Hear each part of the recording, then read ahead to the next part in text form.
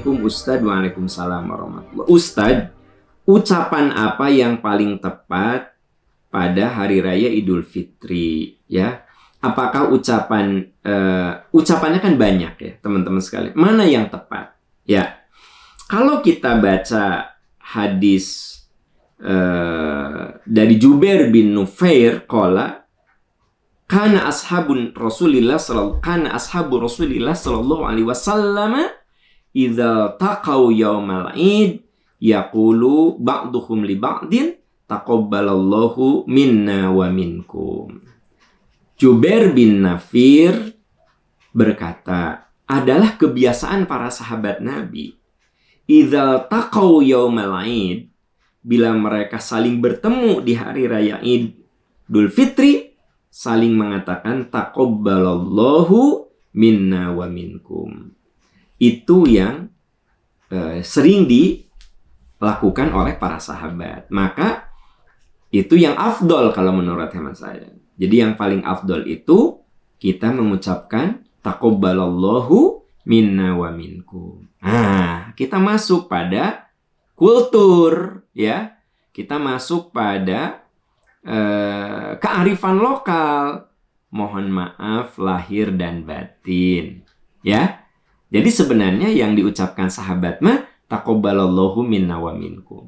Tapi kemudian ada ungkapan mohon maaf lahir batin, ya itu mah apa salahnya gitu dengan meminta maaf, ya begitu. Jadi memang kalau kita lihat bagaimana orang mengucapkan hari raya, ada ungkapan Id Mubarak. Id Mubarak itu semoga menjadi Id yang penuh berkah. Ada juga yang menulis minal aizin wal faizin. Selamat hari raya, semoga meraih kemenangan, ya. Selamat hari raya dan meraih kemenangan. Minal aizin wal faizin. Ada juga yang kullu amin wa antum bi khair. Semoga kullu amin wa antum bi khair. Semoga sepanjang tahun Anda terus berada dalam kebaikan. Jadi ungkapan-ungkapan dalam Idul Fitri itu macam-macam. Id Mubarak, ya kan? Anda mungkin terima WA Id Mubarak. Semoga menjadi Id yang penuh berkah. Salah enggak? Enggak salah. Minal aizin wal faizin. Selamat hari raya. Semoga kita menjadi orang yang mendapat keberuntungan dan kemenangan. Salah enggak? Enggak salah juga. Minal aizin wal faizin. Mohon maaf lahir dan batin. Enggak salah juga. Itu kan cuma ungkapan, ya. Kullu amin wa antum bi khair. Sepanjang tahun Anda semua selalu dalam kebaikan. Enggak salah juga. Atau cuma bilang selamat hari raya Idul Fitri 1444 Hijrah. Enggak salah juga. Sekali lagi itu hanya ungkapan-ungkapan yang bersifat kultural. Nah, kalau yang bersifat doa, yang tadi saya sampaikan, Jubair bin Nufair mengatakan, kana ashabu Rasulillah sallallahu alaihi wasallam idza taqaw yaumal id, adalah para sahabat itu kebiasaannya kalau bertemu satu sama lain di hari Id, yaqulu ba'duhum li ba'din, mereka berkata satu sama lain, taqabbalallahu minna wa minkum. Apa jawaban kita? Jawaban kita boleh ucapan yang sama. Taqabbalallahu minna wa minkum. Taqabbalallahu minna wa minkum. Atau taqabbalallahu minna wa minkum. Amin. Kita jawab amin ya rabbal alamin. Anda bilang sama saya, taqabbalallahu minna wa minkum. Saya bilang taqabbal ya karim. Ya Allah, terima amal ibadah kami.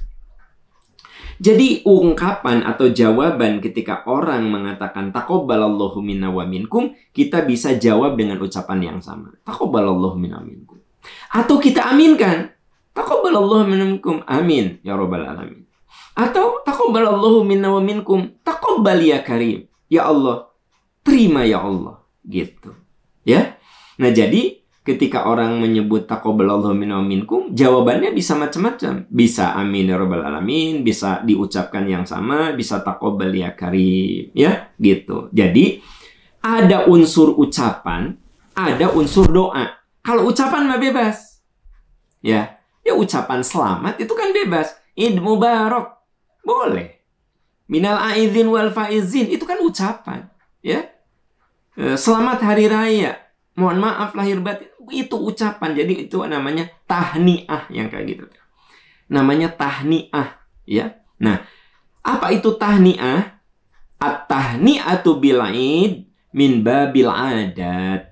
Ucapan tahniah, yang tadi ucapan tahniah itu Id Mubarak, minal aidin wal faizin, selamat hari raya Idul Fitri, itu namanya min babil adat, la minal ibadat. Itu bagian dari budaya, bukan ibadah. Ya, kalau budaya mah, kalau kearifan lokal mah selama baik nggak masalah.